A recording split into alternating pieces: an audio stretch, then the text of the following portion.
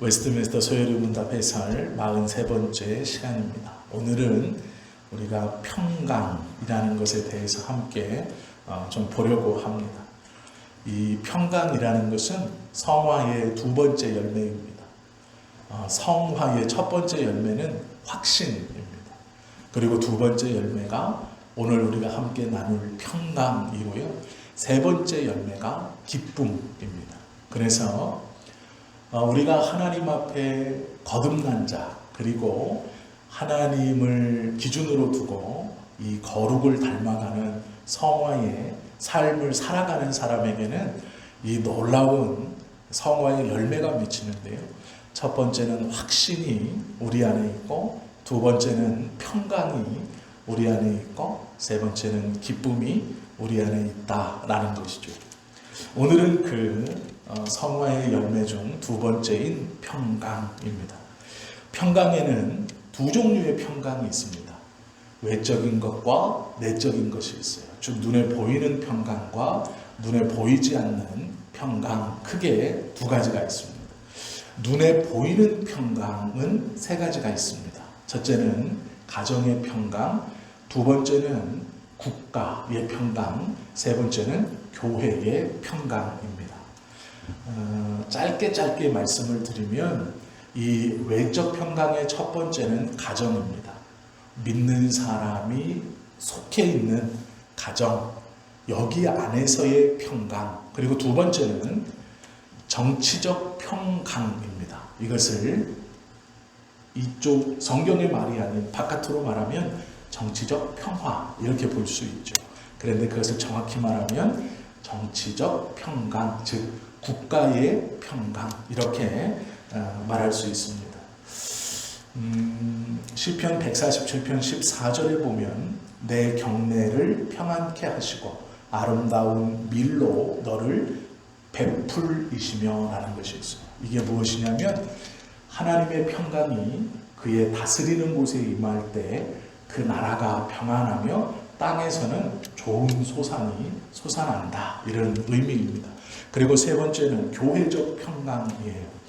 하나님의 교회가 평강한 것, 이것이 세 가지 외적인 평강입니다. 그리고 내적인 평강이 있어요. 이것은 두 가지가 있습니다. 하나는 우리를 초월해서 있는 하나님의 평강이 있고요. 두 번째는 우리 안에 있는 내 안에 양심의 평강이 있습니다. 자, 어렵게 여기시면 어려우실 것 하나도 없어요. 평강은 성화의 두 번째 열매인데, 성화의 첫 번째 열매는 확신이고, 두 번째 열매는 평강이고, 세 번째 열매는 기쁨입니다. 그런데 이 두 번째 열매인 평강은 두 가지 외적인 것과 내적인 것으로 나눠져 있는데, 외적인 것은 가정, 국가, 교회의 평강이 있고, 내적인 것은 하나님과의 평강과 내 양심의 평강, 이렇게 있다. 이게 끝입니다. 너무 간단하죠? 처음 들어서 그렇구나 이렇게 생각하시는데 어렵지 않습니다. 그러면 하나하나 우리가 좀 이것을 좀 보려고 하는데요. 평강이라는 뜻을 먼저 좀 정확히 정의하고 이해해야 이 평강이 무엇인가를 알 수 있습니다. 평강이라는 말은 혼자서 이 물컵에 물이 가득 담겨 있습니다. 넘칠랑말랑 꽉 차서 요 아구까지 꽉 차 있는 것, 혼자서 이 물에, 이 물컵 하나에 물이 꽉 차 있어서 넘치진 않는데, 여기에서 넘치지 않고 끝까지 꽉 차 있는 상태. 그러면 이게 이렇게 요동치면 넘치겠죠? 흔들리면 넘치겠죠? 정확하게 딱 고정되어 있어서 이 물이 끝까지 차 있지만 넘치지 않는 것, 이것은 평안입니다. 평안. 평안은 요동하지 않는 것이에요. 평안.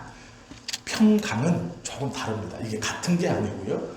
평강이라는 것은 물컵이 두 개 있는 겁니다. 두 개가 있는 것인데, 이 두 개의 물컵이 딱 다 있어요. 서로 딱 다 있는데 정확하게 물이 두 개가 끝까지 차 있는 겁니다. 혼자서 차 있는 게 아니라 물컵 두 개가 딱 붙어서 끝까지 물이 탁 차 있는 거예요. 그런데 이 물이 두 개가 다 악어까지 꽉 차 있는데 서로 넘치지 않는 거예요.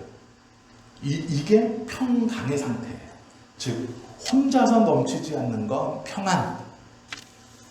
두 개가 딱 붙어서 두 개가 함께 다 교통하고 있지만 넘치지 않는 것은 평강. 이렇게 말하는 거예요. 그래서 오늘 본문에 보시면 2절 마지막 후반절에 보시면 평강이 너희에게 더욱 많을지어다. 이렇게 말해요. 평강은 하나가 아니에요. 우리가 하나님 나에게 평안의 마음을 주십시오 라고 기도하는 건 정확히 기도하면, 정확히 풀면 요동하지 않는 마음을 주십시오 라는 뜻이고요. 하나님 나에게 평강을 주십시오 라는 말은 나와 부딪힌 어떤 사건과 내가 딱 부딪혀 있는 거예요. 어떤 사건에 내가 딱 다 있는 상태예요. 그 사건과. 그런데 그 사건으로 인해서 내 것이 넘치거나 쏟아지지 않고 그 사건이 딱 차 있는 것이 나에게 넘쳐 들어와서 내 것을 흐르게 하거나 또 내 것이 이쪽으로 넘어가서 이쪽을 흐르게 하는 게 아니라 딱 붙어서 균형을 이루는 상태가 평강이에요. 잘 생각하셔야 되는 게요. 이 문제가 막 흔들립니다. 그러면 딱 붙어있는 내가 이것과 똑같이 흔들려야 물이 새지 않아요. 이걸 이해하셔야 돼요. 이 문제는 흔들릴 수 있어요. 그러면 내가 물이 꽉 찬 이 하나의 컵이 이렇게 흔들리고 있는 겁니다. 그러면 내가 이것과 붙었어요.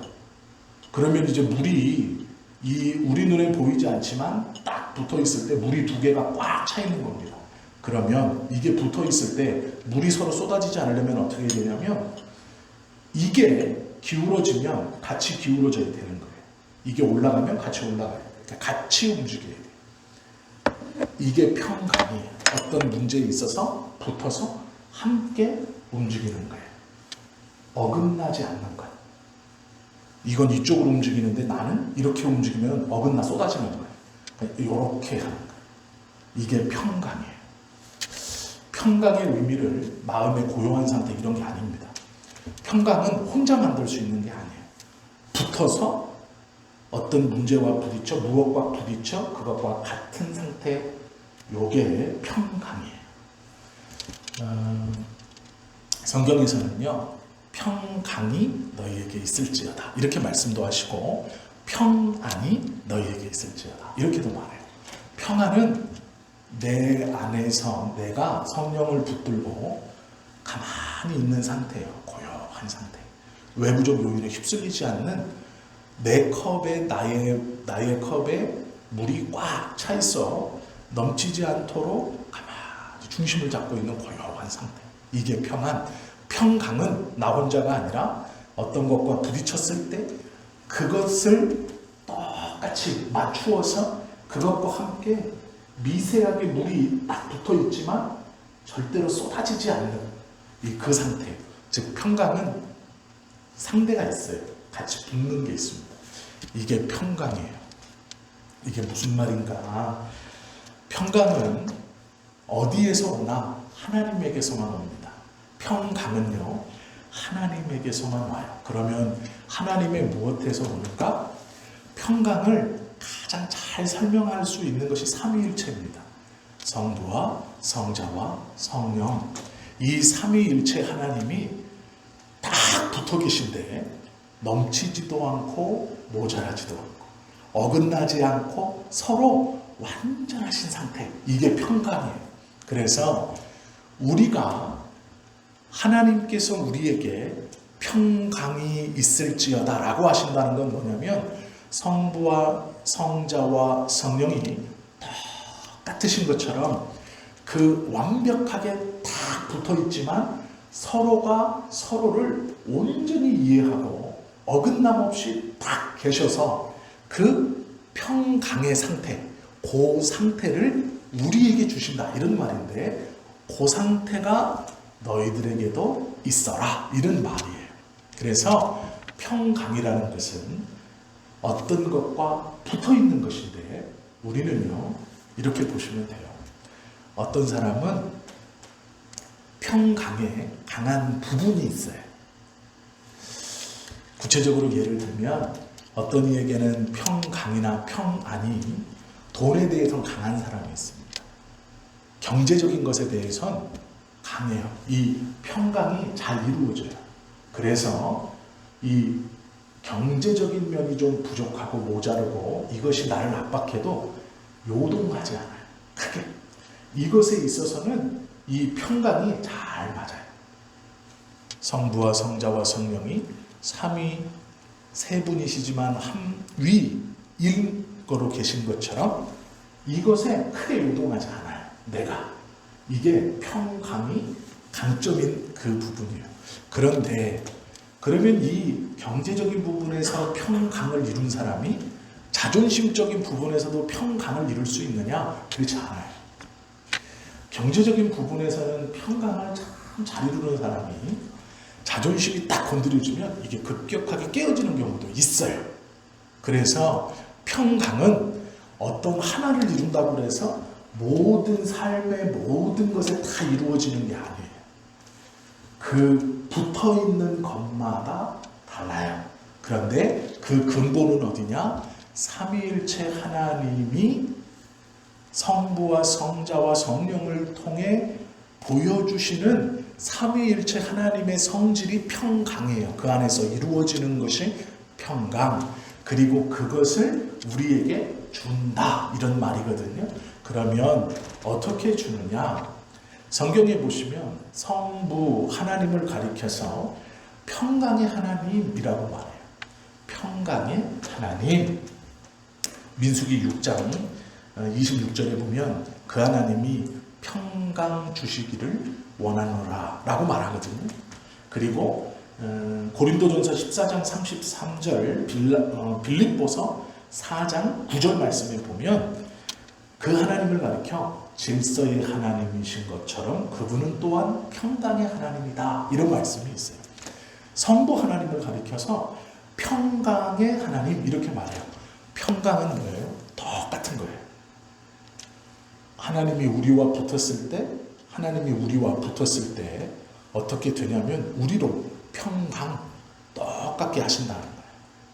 이렇게 말씀하시는 건데 이 성부 하나님 자체가 평강의 하나님 이렇게 성경은 말씀하고 있어요. 성자에 대해서는요 골로새서 1장 20절에 보면 이렇게 말해요. 그의 십자가의 피로 평강을 이루사 이렇게 말해요. 이게 화평을 이루사 똑같은 말이에요. 똑같아진다는 거예요. 예수님의 피로 우리에게 평강을 이루어 주었다라는 거예요. 그리고 성령님을 향해서는요 평강은 성령의 열매이다 이렇게 말해요. 그래서 삼위 하나님을 설명할 때 이 평강이라는 것은 하나님의 속성이에요. 붙어 똑같다라는 거예요. 한치의 틈도 없고 요동하지 않아요. 다 붙어있는 상태라는 거예요. 성경은요 죄인은 절대로 이 평강을 맛볼 수 없다고 선언하고 있어요. 이사야 57장 21절에 보면 내 하나님의 말씀에 악인에게는 평강이 없다 하셨느니라 라는 거예요. 같아지는 마음이 없는 거예요. 이 평강은 작게는요 우리가 가난하고 어려운 사람들, 나보다 못한 사람들을 딱 붙었을 때 그들의 아픔을 공감하는 것, 그들의 부족함과 연약함과 그들의 슬픔에 다 공감하는 것, 이것도 평강이고요. 혹여 교만한 자를 붙었을 때, 교만한 자와 붙었을 때 그 교만해진다는 게 아니라 이 사람에게 요동하지 않고 다 붙어 있을 수 있다는 거예요. 그러니까 이 평강이라는 것은 같이 있지만 서로 넘치지 않는 것이에요. 이 평강이 악인에게는 없다라는 거예요. 그런데 성경에 보면요, 이 단어 자체가 카살이라는 단어예요. 평강이 카살이라는 단어인데 이것은 확신이라는 단어가 첫 번째 단어입니다. 즉 평강이라는 것은 성화, 중생한 사람들의 확신 가운데 있는 거예요. 그게 평강이에요. 제가 구원받았어요. 하나님의 은혜로. 그러면 거듭났다는 걸 믿어요. 내가 새롭게 태어났구나. 내가 이제 더 이상 죄의 백성이 아니라 하나님의 백성이구나 하는 확신 가운데 우리에게 뭐가 붙어 있느냐? 이 카살, 평강이 붙어 있어요. 그런데 이 카살이라는 두 번째 단어가 뭐냐면 어리석음이라는 뜻이에요. 어리석음. 즉 이게 무슨 말이냐면 중생 없이 평강. 나는 괜찮지. 나는 아무런 것도 상관이 없지. 나는 도덕적으로 뛰어나지. 나는 그것은 거짓된 것이라는 거예요. 그건 어리석은 평강이다. 즉 너 혼자 하나님과 붙음 없이 우리가 나 혼자 다른 것과 붙어서 평강을 이룰 수 있다라고 하는 건 어리석은 카살이라고 말하는 거예요. 평강은요 하나님과 무조건 붙어 있어야 돼요. 그리고 다른 면에 다른 게 붙을 때 평강을 이룰 수 있는 거예요. 하나님 없이 우리의 힘만으로는 평강을 이룰 수 없다라고 말하는 거예요. 거짓된 평강의 특징은요, 하나님이 연합시킨 것들을 분리시켜요. 그러니까 하나님과의 분리를 자꾸 하는 것은 거짓된 평강이에요. 내가 신앙생활 안 하고 기도하지 않고 예배하지 않는데 아무 일도 일어나지 않아. 내 마음 평안해, 내 마음 평안해. 그건 거짓된 어리석음일 거예요. 하나님과 붙어있지 않으면서 세상의 어떤 것과 평강을 누리고 있다. 일이 잘 되고 기분이 좋고 자녀들이 잘 풀리고 가정이 지켜지고 그건 어리석음이에요. 가짜 카살입니다. 성경은 그렇게 말하고 있어요. 신명기 29장 19절 말씀에 보면요. 이 저주의 말을 듣고도 심중에 스스로 위로하여 이르기를 내가 내 마음을 강팍해 하여 젖은 것과 마른 것을 멸할지라도 평안하리라 할까 염려함이라 라고 말하고 있어요. 하나님의 말씀, 즉 죄로 인해서 저주의 말씀을 들었음에도 불안해하지 않고 내 마음이 평안하다, 평강하다라고 스스로 어리석음을 붙들고 있는 것이 가짜 평안이다, 가짜 평강이다 라고 말하는 것이죠. 우리가 소유하고 있는 것이 내 어리석음, 내가 스스로 말하는 것이 아니라 하나님께서 주시는 평강이라는 것을 어떻게 알 수 있느냐. 첫 번째는요, 참된 평강은 그리스도와의 연합에서부터 출발해요. 그래서 예수님과 다 붙어 있어야 됩니다. 이게 평강의 출발이에요. 그리고 그리스도와의 연합뿐 아니라 그 그리스도에게 자발적인 복종이 일어나요. 평강의 상태는 그리스도와의 연합뿐 아니라 그 그리스도에게 자발적인 순종, 복종이 우리 안에 일어난다라는 거예요.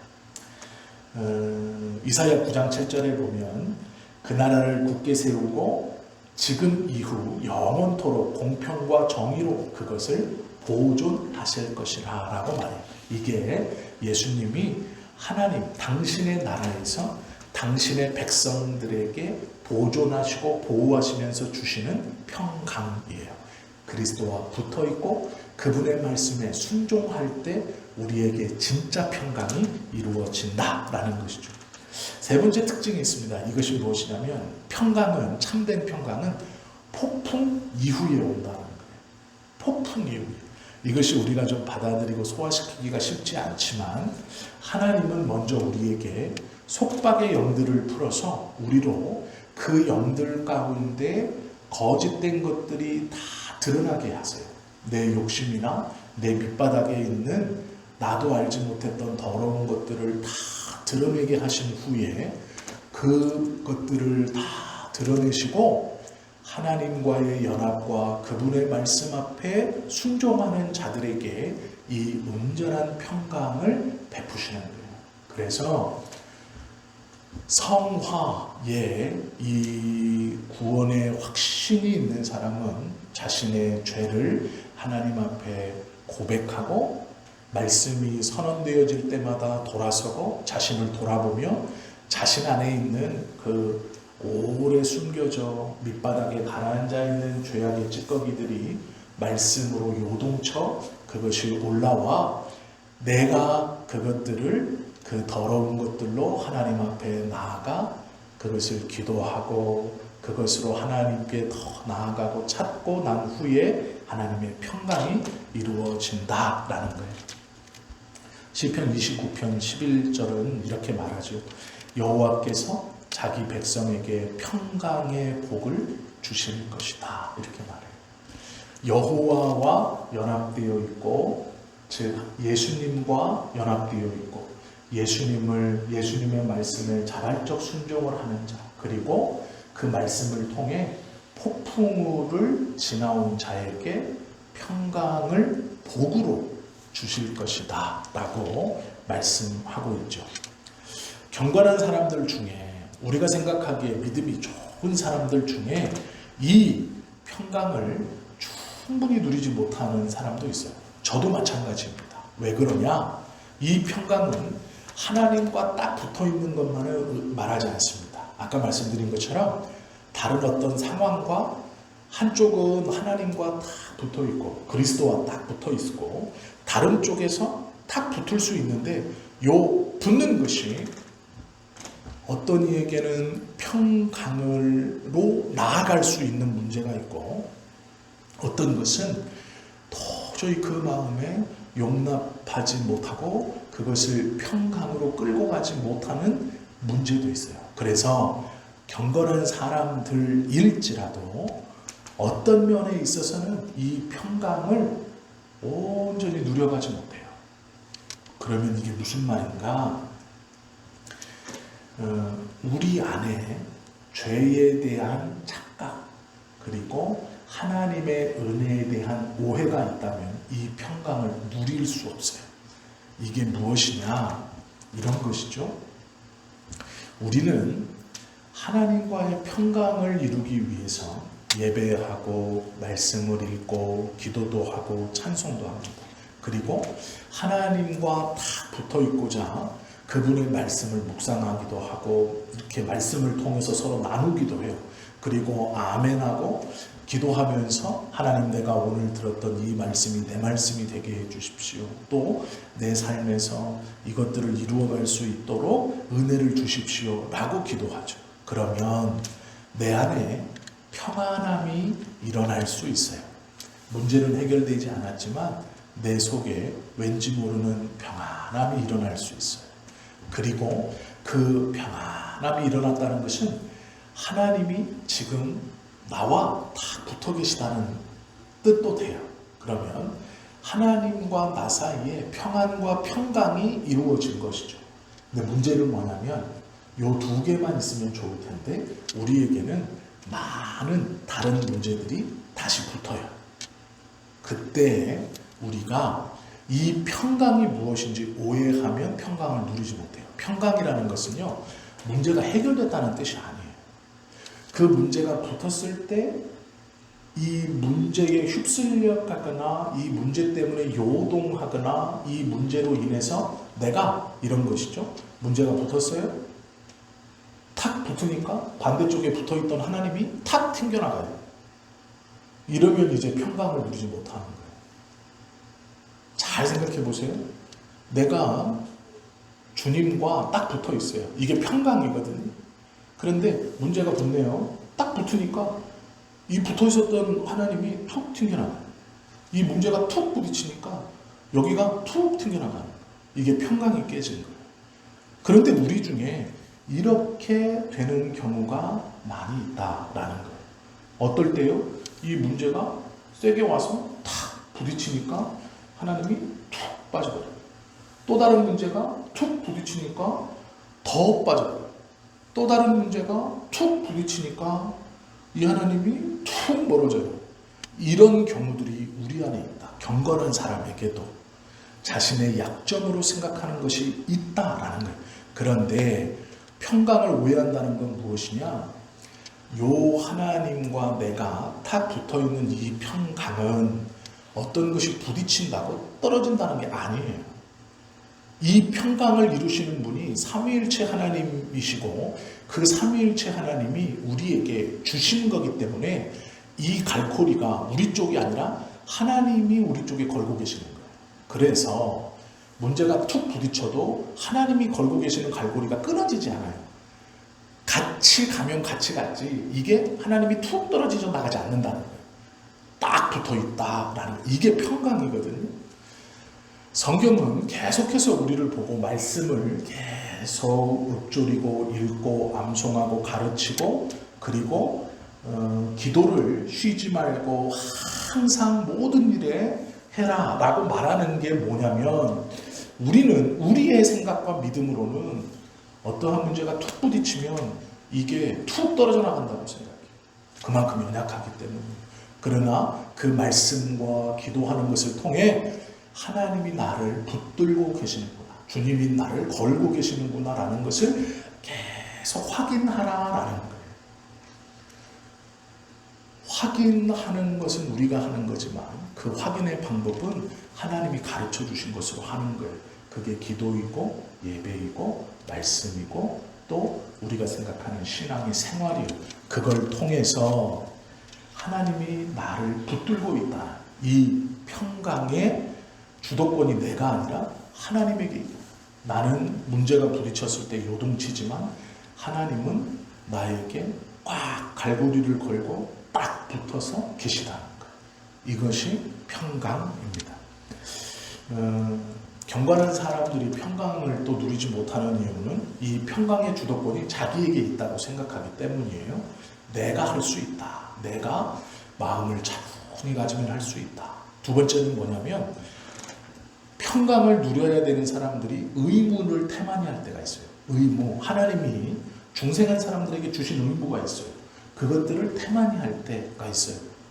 아까처럼 말씀드리면 그리스도의 연합을 태만히 하고 말씀에 대한 순종을 태만히 하는 것. 하나님 사랑하기를 태만히 하는 것. 넓게 보면 세 가지지만 딱 보면 한 가지입니다. 하나님을 사랑하는 것을 태만히 할 때. 넓게 보면 뭐가 더 있을까요? 자신을 사랑하지 않고 이웃을 사랑하지 않을 때. 이 하나님이 우리에게 하라 하신 이것을 하지 않을 때. 평강을 누리는 사람들이 자신의 의무를 하지 않을 때 이 평강을 누리지 못해요. 그래서 우리는 하나님께서 하나님을 사랑하는 것과 나를 사랑하는 것, 자기 자신을 사랑하는 것, 그리고 이웃을 사랑하는 것을 태만히 하면 안 된다. 그러면 평강을 누리지 못한다라는 것이죠. 이 평강을 누리기 위해서 우리는 계속해서 끊임없이 은혜의 보좌로 앞으로 나아가야 되죠. 그리고 이 평강을 누리기 위해서 예수 그리스도를 사랑하는 마음을 품고 있어야 돼요. 이 평강 때문에 우리는 하나님이 주시는 것이 평강이고 하나님이 이루어 놓은 것이 평강이고 삼위일체 하나님이 평강의 하나님이시기 때문에 그 평강이 어디서 오는가? 나에게서 오지 않고 하나님께 오기 때문에 그 평강을 계속 하나님께 구해야 돼요. 그러면 우리가 어떠한 문제나 어떤 상황을 만났을 때 이 평강이 깨어지지 않는다라는 거예요. 이 평강은요, 문제가 해결된다는 것이 절대로 아니에요. 모든 문제가 다 해결되는 겁니다. 아니에요. 그 문제가 붙었을 때 이 문제와는 상관없이 나에게 붙어 계시는 예수 그리스도를 끝까지 의지하는 것, 그분을 사랑하는 것, 그분의 말씀에 순종하는 것이 평강이지, 내가 하나님과 평강을 누리면 나에게 붙은 이 문제가 해결된다. 그런 말이 아니에요. 이해가 되셨죠? 문제의 해결, 막 이것이 내가 원하는 대로 바뀌고 좋아진다. 내가 하나님을 사랑하는 것, 의무를 다하고 어떤 것을 다해서 하나님과의 평강을 이루었어요. 그래서 어떤 상황에서도 내가 하나님을 의지하는 것에서 변함이 없다. 어떤 상황에서도 내가 그리스도를 구세주로 고백하고 나의 삶에서 하나님의 말씀을 지켜가는 것에 내가 요동함이 없다. 그러므로 이 문제가 잘 해결돼야 된다. 아니에요. 평강은 이 붙는 것과 상관없이 이것을 그대로 유지해 가는 것. 이게 평강이에요. 그리고 하나님께 구하는 것은 뭐냐면 요 문제의 해결이 아니라 이 문제와 상관없이 하나님과의 평강이 깨어지지 않는 것. 즉, 이 신뢰와 믿음이 이 문제로 인해 요동하지 않는 것. 이것이 평강이에요. 어떠한 문제가 부딪혀도 요동하지 않는 것. 이게 평강이에요. 이걸 구해야 한다. 성경은 말씀하고요. 우리가 평강을 소유하고 있다면, 하나님과 딱 붙어 있다면 그 하나님과 평강을 소유한 사람들이 싸워야 할 것은 죄예요. 죄라는 거예요. 싸워야 할 것은 죄인데 좀 잘 고민해 보셔야 될 게 있습니다. 우리는 좋은 그리스도인이라고 스스로가 생각하고 또 다른 사람에게 보여질 때 좋은 그리스도인이라고 그렇게 말 듣기를 원하죠. 그러면 좋은 그리스도인의 기준이라는 게 있어요. 그때 신앙이 좋은 사람들이 범하기 쉬운 말이 뭐냐면 하나님의 말씀을 잘 지키는 거예요. 오해하지 마세요. 그러면 하나님의 말씀을 잘 지켜야죠. 그게 신앙 좋은 거 아닌가요? 맞아요. 그런데 이 말을 오해하시면 안 돼요. 하나님의 말씀이 율법으로 다가와서 그 율법은 죄를 가르는 기준이 율법이거든요. 하나님께서 사람에게 율법을 주신 이유는 죄의 분별 때문이에요. 그러면 하나님의 말씀이 율법으로 우리에게 계속해서 다가오면 어떤 일이 생기냐면 내가 이걸 못해서, 내가 이걸 못해서, 나는 이게 부족해서, 나는 이게 모자라서로 와요.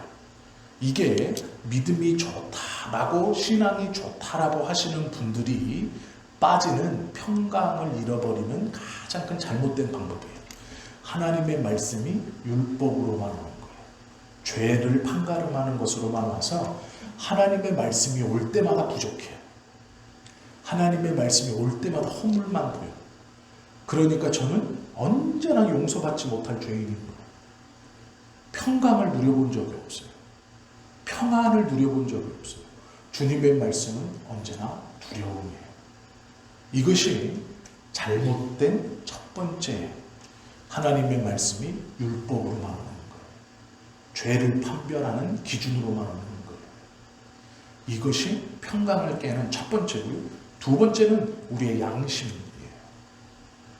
평강을 깨는 첫 번째가 하나님의 말씀이 율법으로만 다가올 때, 죄를 판단하는 기준, 정죄의 도구로 쓰여질 때, 그것을 가지고 남을 계속 판단하고 자기 자신도 계속 판단할 때, 그때 평강이 깨어지고, 두 번째는 양심의 법이에요. 이 양심의 법이 얼마나 믿을 수 없는 것이냐면, 대한민국 사람이 갖는 양심과 프랑스 사람이 갖는 양심이 달라요. 아프리카 사람이 갖는 양심이 달라요. 왜요? 양심은요, 어렸을 때부터 교육받거나 문화적으로 습득해서 그 양심이 성장하는 겁니다. 무엇이냐면, 우리는 하루에 3끼를 먹는 것이 상식적인 거예요. 그래서 아침, 점심, 저녁 이렇게 구별해서 먹죠. 그리고 어떤 사람이 아침 9시에 일을 시작해서 저녁 8시까지 열심히 일해요. 그런데 이 사람의 불만, 우리나라에서 이 사람의 불만, 집에 가서 뭐라고 막 불만을 토하냐면, 내가 말이야 9시에 가고 8시에 오는데 점심밖에 못 먹어. 이렇게 하루 종일 이러는데 하루에 2끼 먹으려고 내가 이렇게 살아? 저녁 먹을 시간이 없어. 이렇게 말할 수 있잖아요. 왜요? 우리에게 기준은 3끼. 사람은 그냥 3끼 먹는 거예요. 그런데 아프리카에 있는 아이들은 죽어라고 이래도 하루에 1끼도 먹을까 말까 예요. 그러면 그 사람들한테 가서 내가 죽으라고 일하는데 말이야 하루에 2끼 먹어. 내가 이러려고 살아? 이렇게 말하면 안 되는 거죠.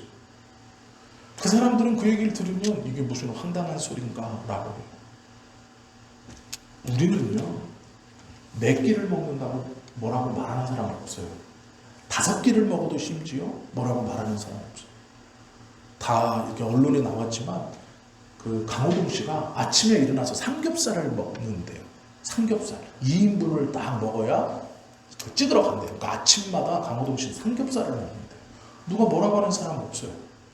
그죠? 삼겹살을 먹든 크로스트를 먹든 아무 문제가 없어요. 저희는 이미 누가 무얼 먹느냐 가지고는 말하지 않아요. 몇 개를 먹느냐 가지고는 말하지 않아요.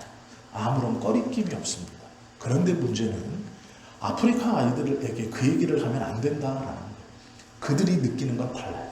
양심은요, 학습되어 줍니다. 그리고 마지막이 법이죠. 나는 법을 잘 지키며 살아. 이렇게 말하죠. 그런데 문제는 뭐냐면 법은 양심보다 더 낮은 거예요. 법이라는 것은 최소한의 것이요. 사람이 살아가는 사회를 구성하는 최소한의 것. 이것 지킨다고 나 좋은 사람이라고 말하면 안 돼요.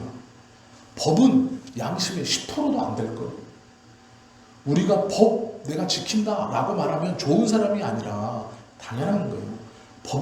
우리가 법을 어기면 뭐라고 그러냐면 인간 같지도 않다 그래요. 인간 같지도 않은 거예요. 왜 그러냐면 법이라는 건 그 사회에서요 가장 낮은 도덕 수준이에요. 그래 이거는 꼭 지켜라. 이거는 진짜 마지노선이다가 법이에요. 그러면 우리들에게 법이 10이라면 양심은 한 50 정도 되겠죠? 율법은 뭘까요? 80 정도 된다고 볼 수 있어요. 그러면 이 세 개가 법과 양심과 율법이 우리에게 좋은 그리스도인이냐 아니냐를 판단하게 되는 도구가 돼서는 안 된다라는 것이죠. 법을 지켰다고 좋은 그리스도인이라고 말하면 안 돼요. 양심에 따라 살았다고 좋은 사람이다라고 말할 수 없어요. 그리고 하나님의 말씀을 하나님께서 나에게 주시는 말씀으로 받지 않고 율법, 죄를 판가름하는 기준으로만 받아서 내가 그 율법에 어긋나지 않게 살았다 해서 이 사람을 좋은 사람이다 말할 수 없다고 성경은 얘기해요. 왜 그러냐면 하나님의 말씀을 율법으로 받으면 다 지키고 살 수 있는 사람이 아무도 없어요. 그 기준으로 좋은 그리스도인이다, 믿음의 그리스도인이다, 영적인 사람이다, 평강을 이루었다라고 말할 수 없어요. 그렇기 때문에 율법이나 양심이나 법을 가지고 내가 하나님의 말씀을 지키며 살았고 하나님의 뜻대로 산 좋은 그리스도인이다라고 말할 수 없다라는 거예요. 그것은 이것을 통해서 하나님과의 평강을 깨는 대표적인 세 가지예요. 하나님의 말씀을 율법으로만 받는 것, 양심의 법 안에 갇혀있는 것, 세상의 법의 테두리를 지키며 산다라는 그것. 이 세 가지가 하나님과 나와의 평강을 깨는 대표적인 거예요. 우리는 자칫 잘못하면 하나님과의 평강의 증거로 내가 하나님의 말씀을 율법으로 여겨 그것을 지키며 죄를 짓지 않는다로 판단하려고 그래요. 때로는 내 양심의 법이라고 말하죠. 내 마음 떳떳해. 그리고 세 번째는 내가 법을 어긴 적이 어디 있어? 라고 말하죠. 그러면서 하나님과의 평강과 나는 좋은 그리스도인이라고 얘기해요. 그렇지 않다. 그것은 증거가 될 수 없어요. 판단 기준이 될 수 없어요. 오로지 판단 기준은 하나님께서 평강이시니 우리가 그 하나님과의 연합, 그 예수님과의 연합과 그 말씀에 순종하는가로 판단되어지는 거예요. 우리의 마음이 어떤 상황과 부딪혔을 때 여전히 상관없이 하나님에 대한 신뢰, 하나님에 대한 믿음, 모든 것이 협력하여 나로 하나님의 나라로 사모하게 하시는구나라는 그 믿음, 모든 것이 협력하여 선을 이룬다 라는 것은요, 우리가 중생되었을 때 확신이 있고 오늘 우리가 나누는 것처럼 이 평강이 임하고 기쁨이 임하는 거예요. 그러면 이것을 깨는 여러 가지 것들이 있죠. 여러 가지 상황이 있어요. 사단의 방해도 있고 상황도 있고 내 욕심으로 일어나는 일도 있고 양심의 법에 찔림도 있을 수 있고 하나님의 말씀이 율법으로 다가와 나를 정죄할 때 내가 그것에서 빠져나갈 수 없어 죄인임을 인정하고 고백하여 계속 낮아지고 어떤 일을 만났을 때 하나님이 정말 나와 함께 하시나, 이 어려움과 고통이 왜 있나, 내가 평생 기도하고 믿음으로 살고 하나님 앞에 깨끗하게 살려고 그렇게 노력했는데 왜 여전히 나에게는 이런 것들이 자꾸 다가와서 이걸 방해하는가, 나는 그 고민 가운데서 우리가 때로는 하나님의 인도나 하나님의 붙드심이나 하나님의 어떠함을 의심하고 원망하고 때로는 잃어버려요.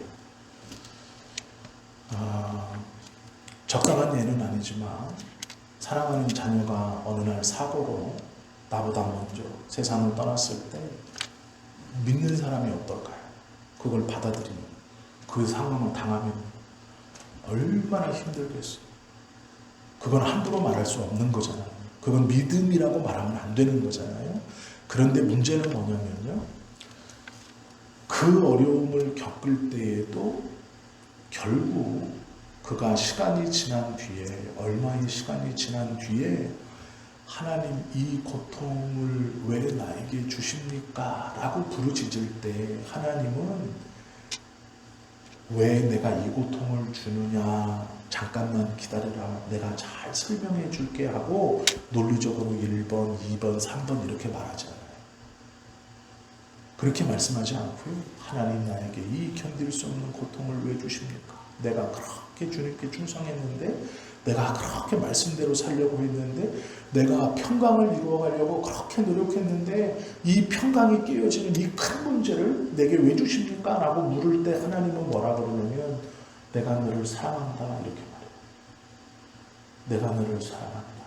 그리고 보여주시는 게 뭐냐면 하나님의 나라예요. 그 고통이 없는, 그 아픔이 없는, 그 슬픔이 없는 하나님의 나라를 보여줘요. 우리로 확신케 해요.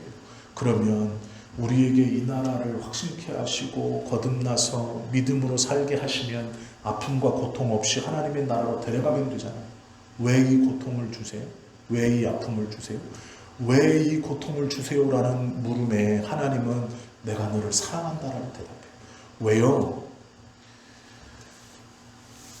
그 고통과 아픔 속에서 하나님이 원하시는 건 이 나라를 더욱더 소망케 하시기 위함, 이 나라를 더욱더 열망케 하시기 위함, 하나님의 나라, 하나님과 평강을 완전히 이룰 수 있는, 여기서 이 땅에서 이루는 평강도 너무 귀하고 복되지만 그 땅에서 이루는 완전한 평강, 어떤 것도 방해할 수 없고 어떤 것도 위협이 될 수 없는 그 완전한 평강의 그 나라, 이 나라를 더욱더 사모하게 하십니다. 우리가 하나님이 나를 붙들고 가신다, 내가 믿음이 있다라는 것은 뭐냐면 어떤 상황에서도 어떤 일에서도 나로 하나님의 그 나라를 더욱더 사모하게 하시려고 지금 나에게 이 아픔과 고통을 주시는구나, 이 연단을 주시는구나 하는 것을 믿는 거예요. 이것이 성화된 사람이 갖는 첫 번째 열매의 확신, 두 번째 열매의 평강, 세 번째의 기쁨이에요. 이것이 있는 사람은 하나님이 우리의 삶에서 왜 이런 어려움을 주시는가에 대한 답을 1번, 2번, 3번으로 찾는 게 아니라 하나님이 나를 사랑하시는 거예요. 그 나라가 나의 나라라고 약속하시는 거예요. 이것이 무엇인지 알게 되는 거예요. 왜요?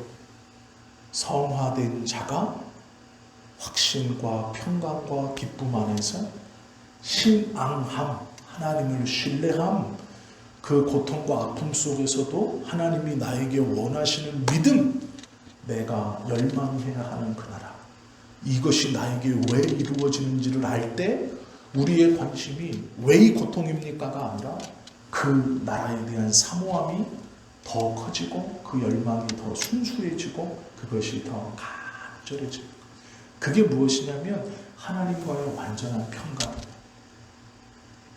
그것을 우리에게 그 믿음을 주시려고 우리의 삶의 모든 것이 협력하여 선을 이룬다 라고 말씀하십니다. 쉽지 않지만 이것이 믿음이다 라고 말씀하세요. 이것이 하나님을 신앙함이라고 우리에게 가르쳐 주시는 것이죠. 우리는 이 평강을 지키기 위해서요. 갈라디아서 6장 16절 말씀에 보면 무릇 이 규례를 행하는 자에게 평강이 있을지어다 라고 말해요. 하나님의 말씀을 지키는 것, 이게 율법으로 온다는 게 아니에요. 이 말씀을 지킨다라는 건 나의 삶에 기쁜 일, 슬픈 일, 고통, 아픔, 이것도 하나님이 나를 사랑하셔서 하나님에 대한 신뢰를 저버리지 않는 자에게 평강이 있을지다, 이렇게 말하고 있는 거예요. 그래서 이 평강은 구원받은 우리가, 중생한 우리가, 성화되어가는 우리가 영화를 쫓아 성화의 계단을 밟아가는 우리가 소유할 수 있는 두 번째 열매. 첫 번째는 확신이고, 두 번째는 평강이며, 세 번째는 기쁨이에요. 이 두 번째 열매라는 것을 기억하시면 좋을 것 같습니다. 그래서 하나님과의 평강을 이루어서 우리가 믿음으로 살아갈 때 무슨 일을 당하든지 이 평강이 깨어지지 않는, 그리하여 그것이 잘 붙어, 이것이 잘 붙어 하나님과 붙어 있어 이것에 요동하지 않는 온전한 평강의 삶을 누리는 저와 여러분 모두가 되시기를 예수님의 이름으로 축원합니다. 기도드립니다.